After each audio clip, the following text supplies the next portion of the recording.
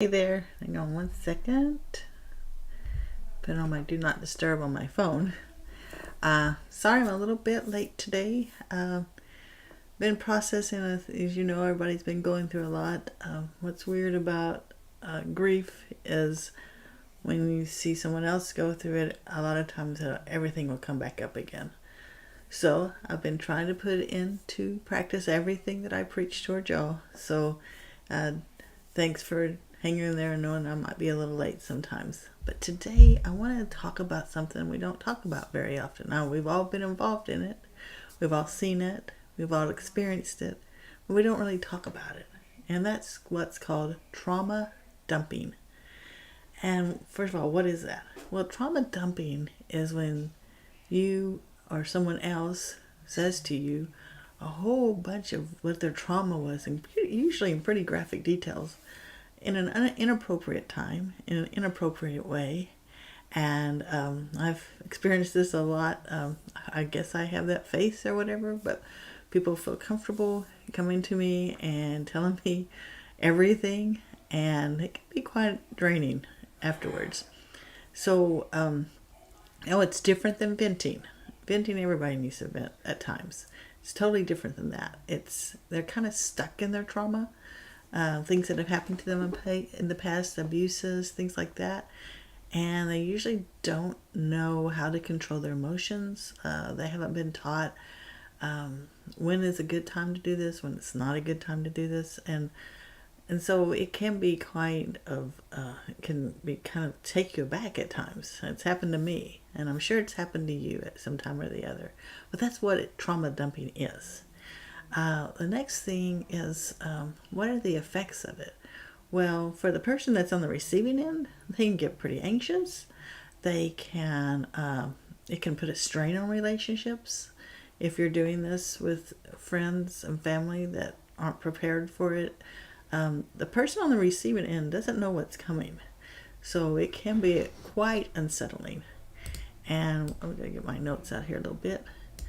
And the person on the receiving end also can feel anxious, they get stressed, all those kind of things. And I know that it's very short term for the person that has been stuck in their trauma, and they start telling and just getting it all out. So keep that in mind when you have somebody that does that to you. Keep it in mind that they're struggling, and it's not, you don't have to take all that on, and please don't take all that on. So let's say that you're the person that's doing the trauma dumping.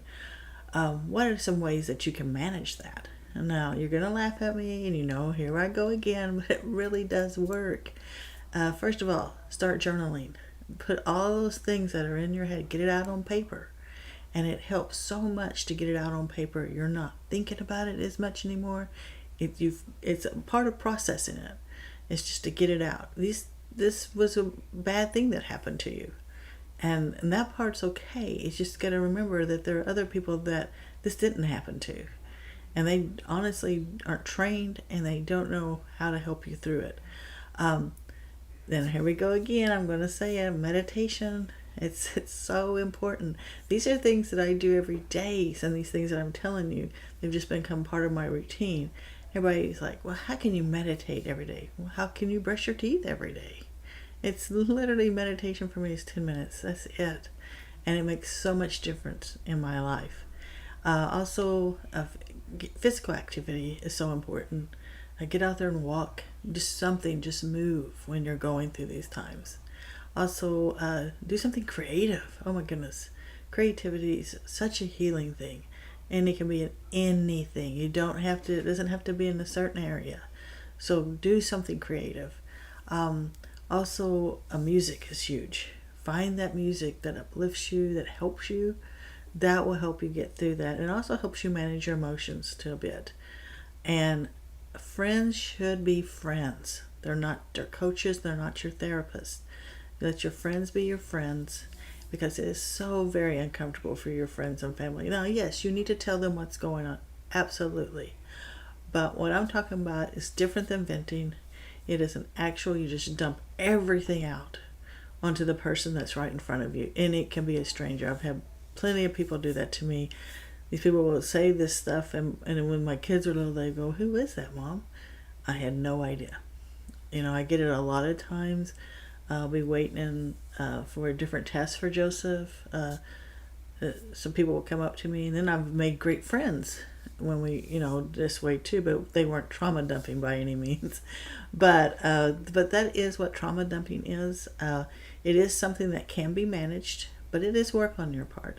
And it's once again those things that I always preach about to you, to keep doing those things, and it will make it better. So hope you all go out there and have a great day, and I'll